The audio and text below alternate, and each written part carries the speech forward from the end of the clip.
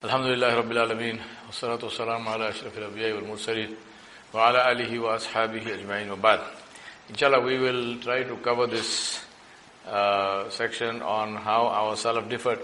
The reason I took this, I did this research and I want to share it with you because it's not as if, as I said earlier, it's not as if differences of opinion, and we are here looking at religious difference of, or difference of opinion in terms of religion, different understanding and so on and so forth. So it's not only here I'm focusing on that, but as I said, the skills that we are talking about, they apply for any kind of difference of opinion, maybe domestic, maybe in your workplace and so forth. So think about it in that context. They are also applicable.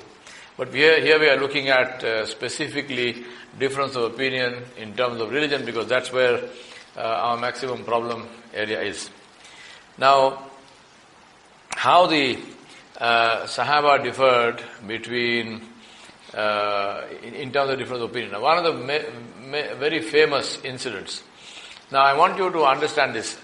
In terms of religion, in Islam, the most important elements, number one is Aqidah, number two is Ibadat. Right? So, La ilaha illallah, Muhammad Rasulullah, that's the Aqidah of Islam, and whatever comes under Aqidah, so it's not the Kalima alone. And the second one immediately thereafter is Ibadat, in terms of prayer. So the difference of opinion that I'm explaining to you is with regard to the difference of opinion between Sahaba in matters of Ibadat. So we are not talking about some minor difference of opinion, which you can say, well, it's a small thing, simple thing. No, it was actual difference of opinion in matters of Ibadat, which are so hugely important. So the first instance is from which I want to quote, is from the Sirah of Rasulullah sallallahu alaihi wasallam. Immediately after the battle of Khandaq, Jibreel alayhi salam came and ordered that Allah subhanahu wa ta'ala brought Allah subhanahu wa ta'ala order that the Banu Qaynuqa, who had reneged, who had become traitors, should be punished. And so the army was dispatched to the forts of Banu Qaynuqa. And when they went, Rasulullah sallallahu alaihi wasallam ordered them and said, go and pray Asr in the lands of Banu Qaynuqa. So they left after Zuhr, and the order given by Nabi sallallahu alaihi wasallam was what? Go and pray Asr in the lands of Banu Qaynuqa. Now, they proceeded, they were going, it was quite a distance, so the time for Asr came, and then the time for Asr looked like, they still hadn't reached there, so obviously it was, it was visible to them that they would miss Asr altogether. So some of the Sahaba said, let us stop and pray Asr, and then we will continue. Others said, we have been ordered by Rasulullah sallallahu alaihi wasallam to pray Asr in Banu Qaynuqa, so we will not pray Asr here. We will go and pray Asr Qada. Now you know, and I know that deliberately making a Salah Qada is not permissible. But they said that we are not doing it for our personal convenience. This is the hukum of Nabi sallallahu alaihi wasallam. So therefore we will pray Asr Qada. Allow the time to go, doesn't matter. When we reach there, we will pray Asr Qada in that place of Banu Qaynuqa. So some Sahaba prayed Asr then and there. Some of them did not pray, and they continued and they prayed Asr in the place of Banu Qaynuqa, by which time the time for Asr was over, and they prayed Asr Qada. When the matter was brought before Rabbi sallallahu alaihi wasallam, and they asked him, Ya Rasulullah, this is what some of us did. So now you are seeing a difference of opinion with regard to Salah, and with regard to obeying the order of Rasulullah sallallahu alaihi wasallam. How is it to be obeyed? Right? Rasulullah sallallahu alaihi wasallam said, those who prayed Asr at its time were also correct. Those who prayed Asr at the time of as Qada in Banu Qaynuqa was also correct. So there was a difference of opinion. Now, in this entire incident, there was not a single Sahabi who criticized the other one. And that is my main point of saying here. So here was a difference of opinion. They had a difference of opinion, they discussed it, they decided, no, we cannot agree. We cannot come to one agreement on this matter, so we will do what we think is correct and you do what you think is correct. But they did not say, the ones who prayed Asr did not tell the others that something is wrong with your understanding, something is wrong with your deen. The ones who prayed Asr in the land of Banu Qaynuqa as Qada did not say to these people that you disobeyed Rasulullah sallallahu alaihi wasallam or anything of the matter. One did not criticize the other at all. Number two, there are instances where Rasulullah sallallahu alaihi wasallam, and there is a famous instance where Rasulullah sallallahu alaihi wasallam was traveling and he was fasting and he broke his fast. And this was in Ramadan. He broke his fast and he did it very visibly. He called for some water and visibly to everybody he drank water and he broke his fast. Now some Sahaba followed him and they broke their fast. Other Sahaba continued to fast. But once again, one did not criticize the other. One did not say that this was the wrong interpretation. You don't understand none of that. Although Allah subhanahu wa ta'ala has mentioned, while you are traveling, you don't have to fast. Nabi sallallahu alaihi wasallam did that to reinforce this and to give ease to the ummah. But the important thing is this, that those who followed that and those who didn't follow that did not criticize each other. So we are talking about differences of opinion between the Sahaba themselves. Now Ibn al-Jawzi, rahmatullah alayhi, is one of the great ulama and Aimma of Islam. He was Maliki in his madhab.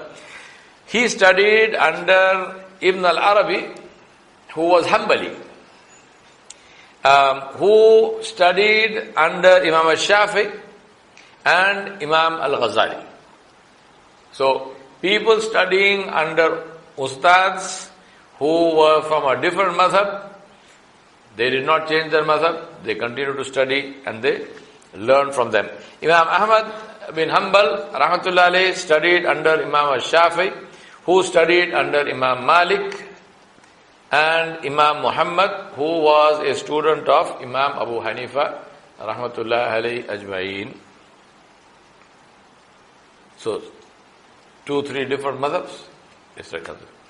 So, difference of opinion is not new. Becoming extreme on it, this is a problem that we are facing today. That is something which is very wrong. I'll give you some examples also from our country. Now, two of the great ulama of India, Maulana Ashraf Ali Thanvi, rahmatullah alayhi, and Maulana Hussain Ahmad Madani, rahmatullah alayhi. There was an instance where there was a drought. So they were in Delhi, there was a drought. And they took out a congregation of people to go and pray Salatul Istisqa, to pray for rain. So the first day they went out, Maulana Ashraf Ali Thanvi rahmatullah alayhi led the Salah, and it was very hot and so on and so forth, and finally Salah finished and so on, no rain. Second day they went out again, Maulana Ashraf Ali Thanvi led the Salah again, and again no rain. Third day when they went out, Maulana Hussain Ahmad Madani asked Maulana Ashraf Ali Thanvi, he said, I request your permission, can I lead Salah? He said, of course, please. So Hussain Ahmad Madani rahmatullah led the Salah. Again no rain. When they came back, the murids, the students and the followers of Hussain Ahmad Madani rahmatullah, they asked him, Hazrat, aapne kyun namaz padhai? So why did you lead Salah? He said, so that people like you will not say the reason it did not rain was because Ashraf Ali Thanvi led the Salah. He said, I know it is not going to rain, but if I had not done this, you would have said, because Ashraf Ali Thanvi led the Salah, rahmatullah alayhi, it did not rain. So he said, I didn't want to give you that excuse. That's why I led the Salah and I know it is not going to rain. Now, why am I giving the example of these two ulama? Because these two ulama, in terms of their views, were very strongly against each other. Maulana Ashraf Ali Thanvi, both of them were freedom fighters, both of them took part in India's independence struggle. Ashraf Ali Thanvi rahmatullah alayhi was in favor of the formation of Pakistan. Hussain Ahmad Madani rahmatullah alayhi was against the division of the country and against the formation of Pakistan. So we are talking about two people on two very, very different opinions. But see the mutual respect for one another. Just because you have a different view does not mean that there is no instance of Hussain Ahmad Madani, rahmatullahi alayhi, criticizing or maligning or saying anything bad about Ashraf Ali Thanvi, rahmatullahi alayhi, and vice versa. Not one single instance. Even though their opinions were completely different. Similarly, one day, a man came and mentioned the name of Maulana Ahmad Raza Khan Barelvi. Right? So, he is the founder of the Barelvi Maslak or Madhab. So, this man mentioned the name of Ahmad Raza Khan Barelvi, and he just said Ahmad Raza or Ahmad Raza Khan, something like this. He did not say Maulana Ahmad Raza Khan Barelvi. Ashraf Ali Thanvi rahmatullahi threw him out of his place. Now imagine, who is Ashraf Ali? Ashraf Ali Thanvi is the head of Deobandi. Right? He was Deobandi himself, and he is one of the leaders of the Deobandi. Deobandi and Barelvi are not madhabs and not maslaks, but in this country we treat them like mashabs because both of them are Hanafi in this country.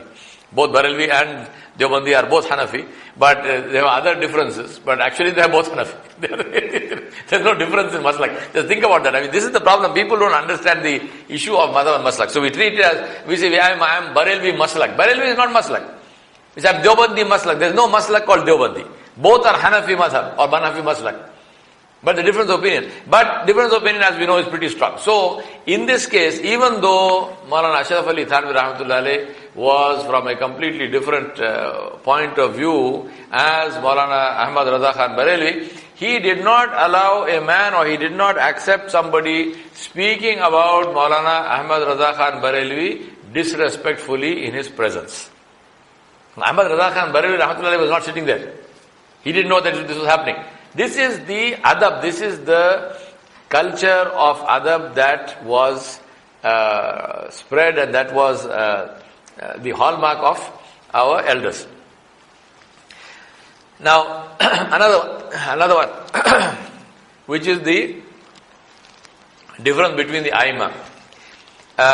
Imam Abu Hanifa rahmatullahi alayhi and Imam Malik were contemporaries. So, there was a meeting between these two great Imams of fiqh in the days after Hajj. And Al-Layth ibn Sa'ad rahmatullahi alayhi, who is another great alim, he was witness to this meeting and he recorded this entire meeting and he recorded what was said and what was answered and so on. Now the differences that they had was in terms of hypothetical questions, which is what we call a rai, which is the opinion based on your logical and your deductive reasoning. Now, Imam Abu Hanifa rahmatullahi alayhi was a person who believed in ar-rai and he gave opinions on, he conceptualized situations and he gave opinions. So, for example, for him, he would say, if something happened like this, this is what would be the ruling of fiqh on that matter. So, hypothetical questions and answers. Imam Malik, on the other hand, was the opposite of that. Imam Malik used to say, if something has happened, come and tell me and ask me and I will tell you. Right? So, it's like, for example, if you say, well, if I am on the moon, how must I pray? Which direction must I, what is my direction of Qibla? So, if you went to Imam Malik would say, when you are ready to go to the moon, come and ask me. Are you on the moon now? You are not. Are you going tomorrow? No. Then go away. Imam Abu Hanifa rahmatullahi would have given you an opinion. He would have said, if you are on the moon, do this. Now you may never go to the moon. So we are looking at two completely different views. Number two, in terms of ijma, what is that? As you know, the basis of Sharia is Kitab, Sunnah, Ijma, Qiyas. So, Book of Allah, the Sunnah of Nabi Sallallahu Alaihi Wasallam, ijma is collective opinion of the scholars on a particular matter and Qiyas is deductive reasoning. So, in terms of ijma, Imam Abu Hanifa rahmatullahi said that the consensus opinion of scholars, wherever they might be, this is acceptable. Imam Malik said that only the opinion of scholars of Medina is acceptable. And this was because the original thinking was that Medina was the standard. It was the place from where everything else was taken. So if you had a doubt, you go back to Medina and say, what is happening in Medina? How are the people of Medina living? Because these people saw Rasulullah sallallahu alaihi wasallam, they lived with Nabi sallallahu alaihi wasallam, they practiced whatever Rasulullah sallallahu alaihi wasallam did. So that was the gold standard for the people.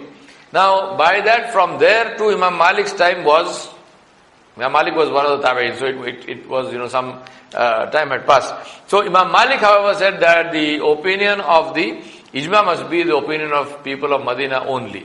Abu Hanifa said this is not true. It can be the opinion of people because Islam has spread, it has gone to different parts of the world. We cannot stick with opinion of scholars in Medina, not because of any disrespect to the scholars, but because the scholars in Medina may not be aware of situations in other parts of the world. And that's actually that's actually what happened, because Abu Hanifa rahmatullah lived in Baghdad, which was the center of the empire. That was the capital. Now in Baghdad, people came from all parts of the Muslim empire.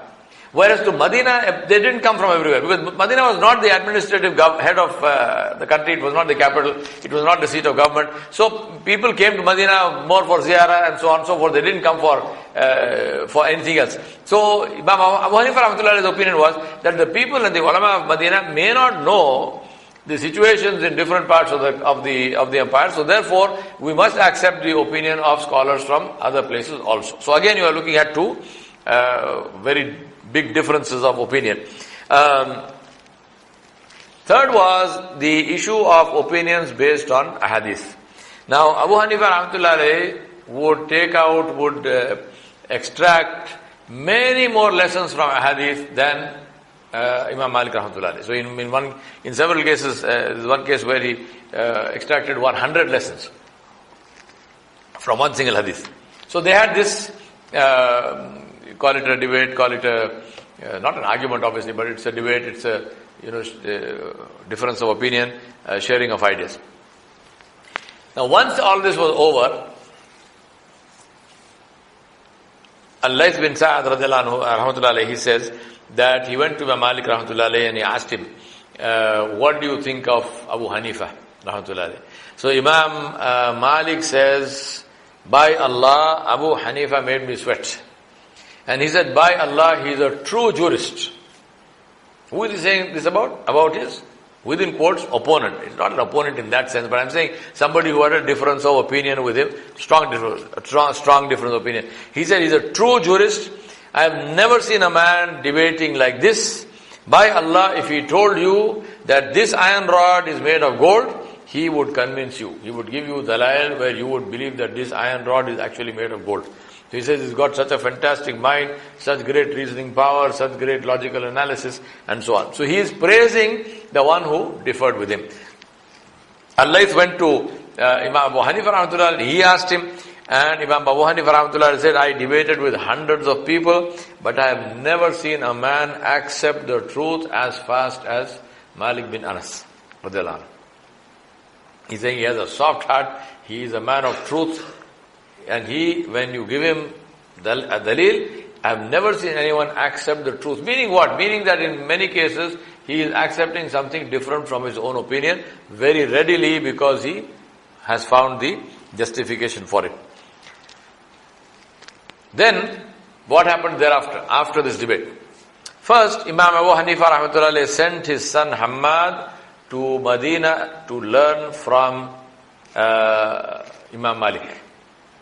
So he sent his own son as a student of Imam Malik, and he learned the Muwatta from Imam Malik rahmatullah. Then Imam Malik asked for books of Imam Abu Hanifa, and he got them from Baghdad to read them and benefit from them. Muhammad ibn al-Hasan, who was a student of Imam Abu Hanifa rahmatullah, he held a session in Iraq to present the approach of Imam Malik. Now who is Muhammad ibn al-Hasan? Whose student is he? Of Imam Abu Hanifa. He is making a session, he is holding a session to explain whose perspective and approach? Imam Malik. Why is a student of Imam Abu Hanifa promoting the approach of Imam Malik? Because these were true scholars.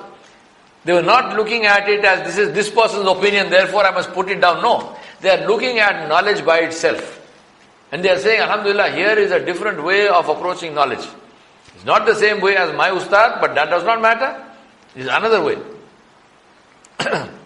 Not one single instance, and not only these two. I am saying these two because they actually had, they met and they conversed. But there's not one single instance of any of our scholars and Aimma, true scholars, the ulama al-haq, ever condemning another alim, another scholar because of a difference of opinion. Never. They would be against the opinion, quite possibly. They would say my opinion is different, but they would never condemn the person who has that opinion. The Abbasi Khalifa al-Mansur, Imam Malik,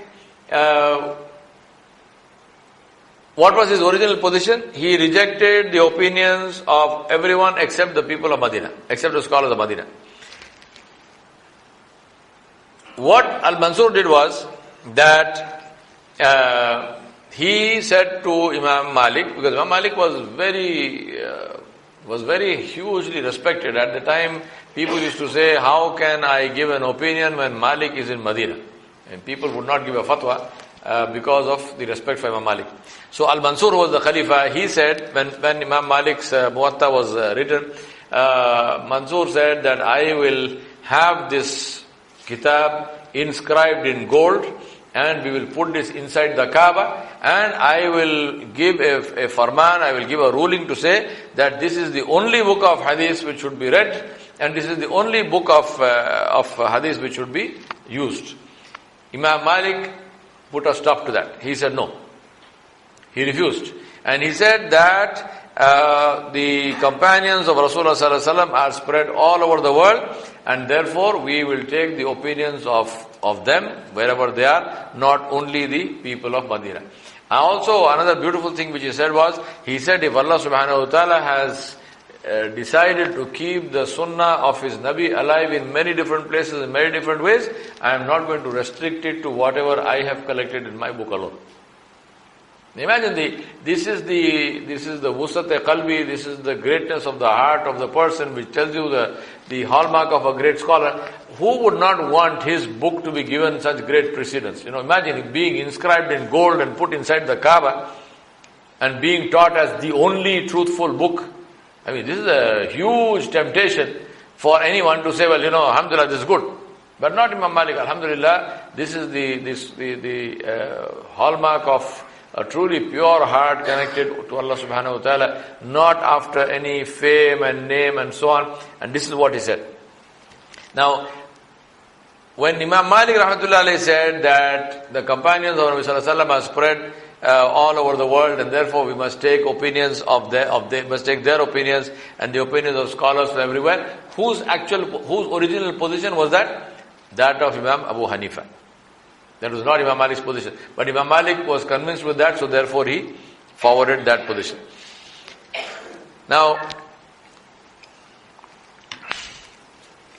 therefore, I want to close with one of our, well, in a way, modern scholars, because we know Imam Abu al-Hasan al-Adwi rahmatullah alayh.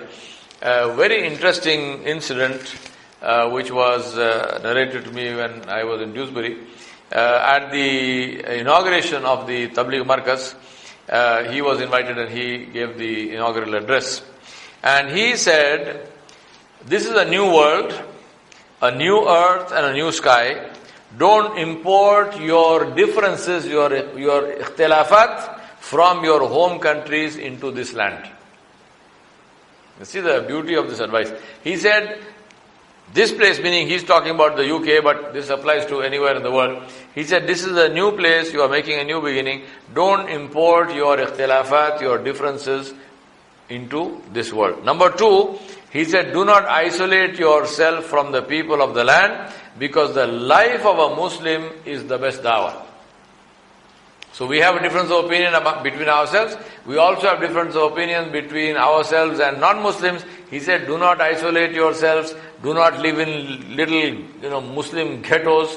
Do not close the doors of your homes and your masajid and your madaris and so on to other people, because this only increases suspicion and hatred. Open them, call them, invite them, let them come into your life, let them see your life. Because the life of a Muslim is the best dawah. He said, if you are living as a Muslim and you invite non-Muslims into your homes, into your masajid and so on, they will be impressed by the beauty of your faith. So don't isolate yourself from them. And the third thing he said was, participate in politics, because if you do not do that, decisions about your future will be made by others. Today we have big debate. Should we vote? Should we not vote? Of course you must vote. Of course you must participate in politics. But participating in politics does not mean do the same dirty stuff that everybody else is doing. And then say, kya karna sahab, ye to siyasat hai. This is absolute nonsense. This is absolute nonsense. The Muslim must set a standard. Participate in politics and participate with your Islam in front. Not go and corrupt yourself and then, give an excuse to say, well, you see, after all, this is politics. After all, it's a dirty game. No. A dirty game has to be made a clean game because you are Muslim. And this is the advice of Maulana Abul Hasan Nadwi Rahmatullah alayhi. May Allah subhanahu wa ta'ala forgive him and fill his qabr with nur, inshallah. So finally, in conclusion, what I would like to say is that Ikhtilaf is a blessing, but if properly handled. That's very important. It's a blessing if it is properly handled.